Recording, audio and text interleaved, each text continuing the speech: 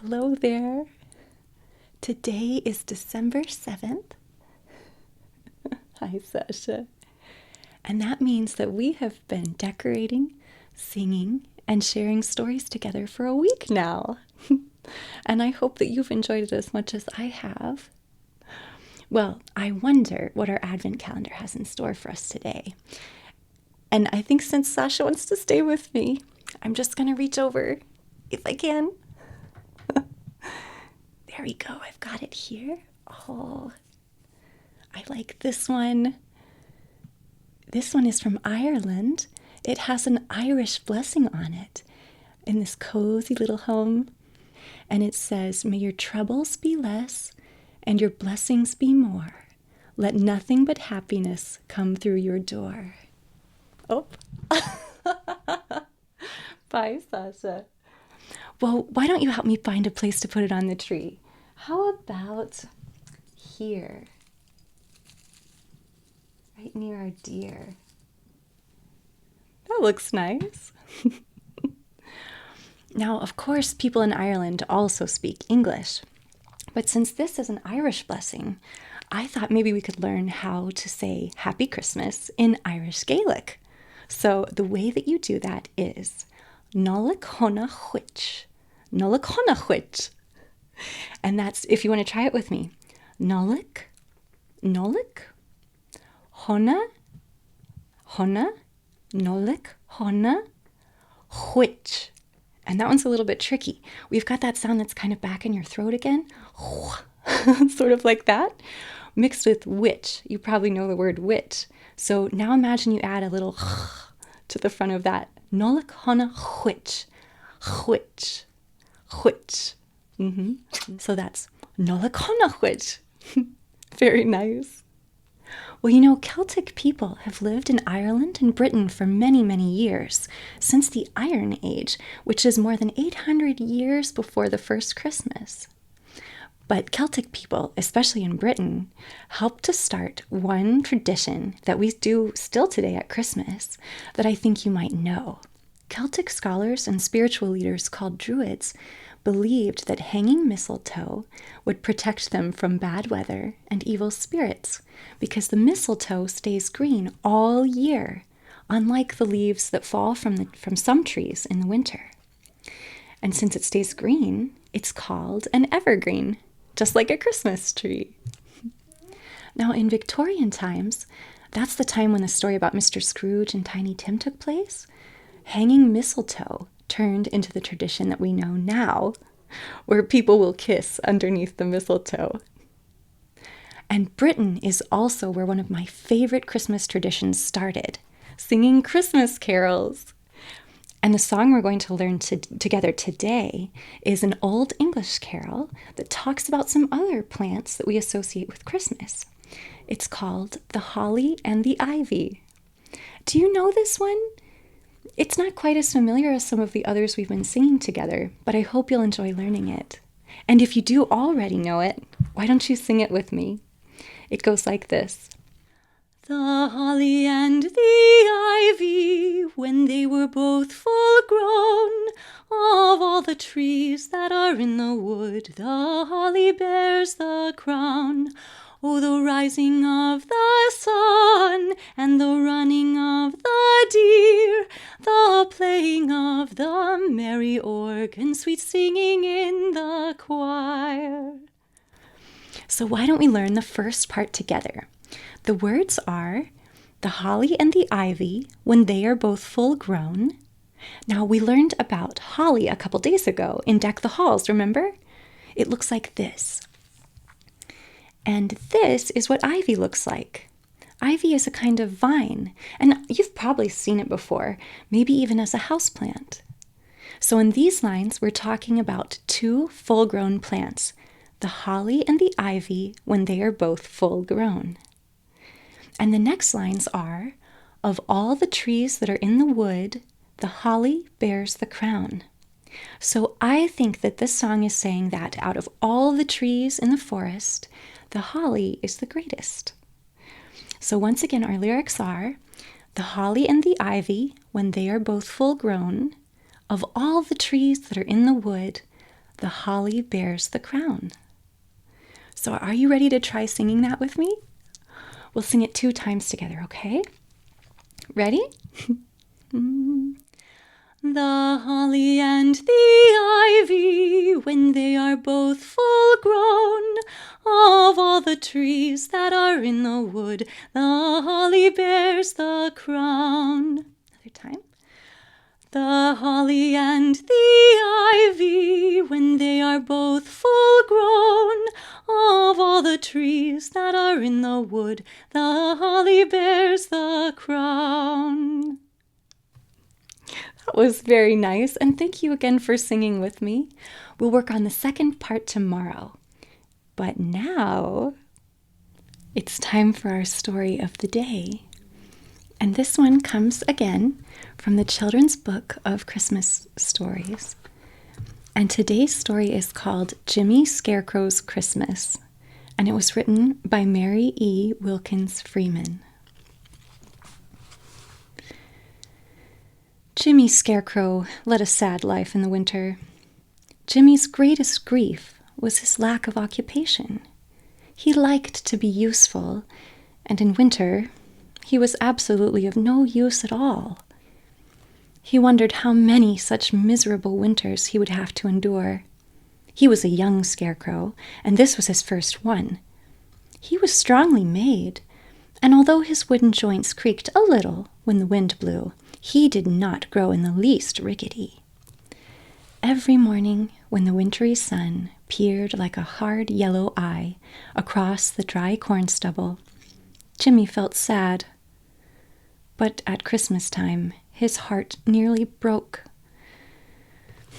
On Christmas Eve, Santa Claus came in his sleigh, heaped high with presents, urging his team of reindeer across the field. He was on his way to the farmhouse where Betsy lived with her Aunt Hannah. Betsy was a very good little girl, and she had a great many presents. Santa Claus had a large wax doll baby for her on his arm, tucked up against the fur collar of his coat. He was afraid to trust it in the pack, lest it get broken.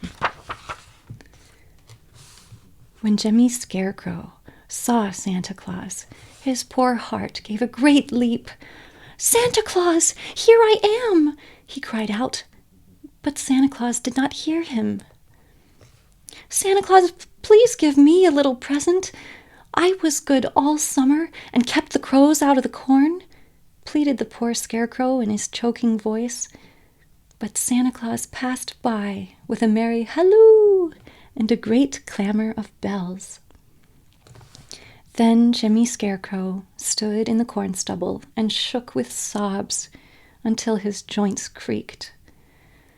"I am of no use in the world, and everybody has forgotten me," he moaned. But he was mistaken. The next morning, Betsy sat at the window holding her Christmas baby doll, and she looked out at Jimmy Scarecrow standing alone in the field amidst the corn stubble. "Aunt Hannah," said she. Aunt Hannah was making a crazy patchwork quilt, and she frowned hard at a triangular piece of red silk and a circular piece of pink, wondering how to fit them together. "Well," said she, "did Santa Claus bring the Scarecrow any Christmas presents?" "No, of course he didn't." "Why not?" "Because he's a scarecrow. Don't ask silly questions."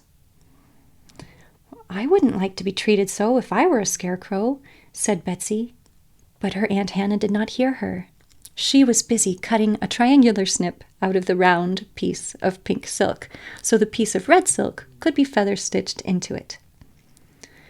It was snowing hard out of doors, and the north wind blew. The Scarecrow's poor old coat got whiter and whiter with snow. Sometimes he almost vanished in the thick white storm. Aunt Hannah worked until the middle of the afternoon on her crazy quilt. Then she got up and spread it out over the sofa with an air of pride. "There," said she, "that's done, and that makes the 8th. I've got one for every bed in the house, and I've given 4 away. I'd give this away if I knew of anybody who wanted it." Aunt Hannah put on her hood and shawl, and drew some blue yarn stockings over her shoes and set out through the snow to carry a slice of plum pudding to her sister Susan, who lived down the road. Half an hour after Hannah had gone, Betsy put on her little red plaid shawl over her head and ran across the field to Jimmy Scarecrow. She carried her new baby doll snuggled up under her shawl. "Wish you Merry Christmas," she said to Jimmy Scarecrow. "Wish you the same," said Jimmy, but his voice was choked with sobs and was also muffled, for his old hat had slipped down to his chin. Betsy looked pitifully at the old hat fringed with icicles, like frozen tears, and the snow-laden coat. "I've brought you a Christmas present," said she, and with that she tucked her baby doll inside Jimmy Scarecrow's coat, sticking its tiny feet inside a pocket. "Thank you," said Jimmy Scarecrow faintly.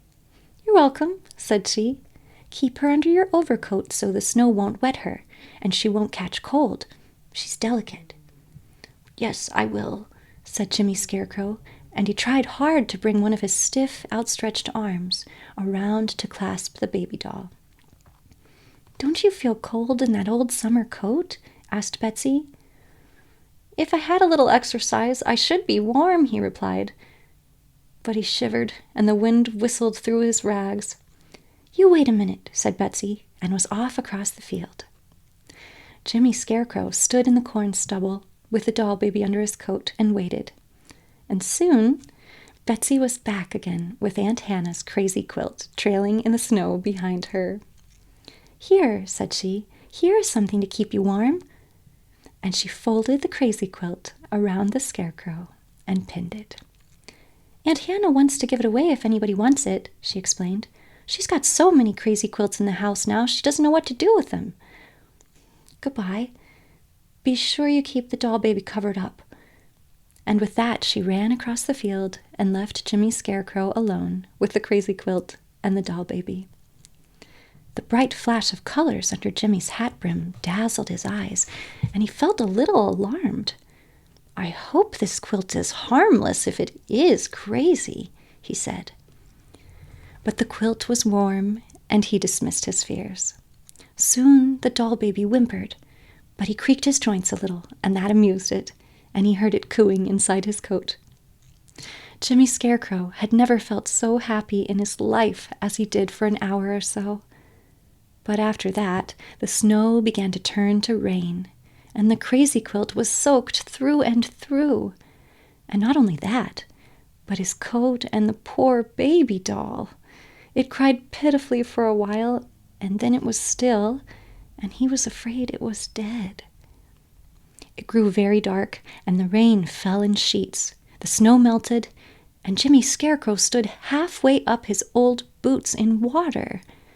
He was saying to himself that the saddest hour of his life had come, when suddenly he again heard Santa Claus's sleigh bells and his merry voice talking to his reindeer. It was after midnight, Christmas was over, and Santa was hastening home to the North Pole. "Santa Claus! Dear Santa Claus!" cried Jimmy Scarecrow with a great sob, and that time Santa Claus heard him and drew rein. "Who's there?" he shouted out of the darkness.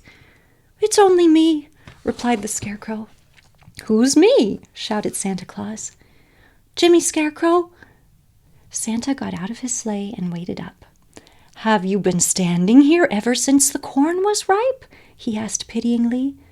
And Jimmy replied that he had. "What's that over your shoulders?" Santa Claus continued, holding up his lantern. "It's a crazy quilt." "And what are you holding under your coat?" "The baby doll that Betsy gave me, and I'm afraid it's dead." Poor Jimmy Scarecrow sobbed. "Nonsense!" cried Santa Claus. "Let me see it." And with that, he pulled the baby doll out from under the Scarecrow's coat and patted its back and shook it a little, and it began to cry and then to coo. "It's all right," said Santa Claus. "This is the doll baby I gave Betsy, and it is not at all delicate. It went through the measles and the chicken pox and the mumps and the whooping cough before it left the North Pole. Now, get into the sleigh, Jimmy Scarecrow, and bring the doll baby and the crazy quilt. I've never had any quilts that weren't in their right minds at the North Pole, but maybe I can cure this one. Get in. Santa chirped to his reindeer, and they drew the sleigh up close in a beautiful curve. Get in, Jimmy Scarecrow, and come with me to the North Pole, he cried. And I'm afraid we're going to have to find out tomorrow what happens to Jimmy Scarecrow. If he goes with Santa to the North Pole, we'll find out tomorrow. Well, why don't we end our time together today with another song? And this one is an old English carol. It's also called Greensleeves, but here with these lyrics it's called What Child Is This? And if you know it, why don't you sing it with me?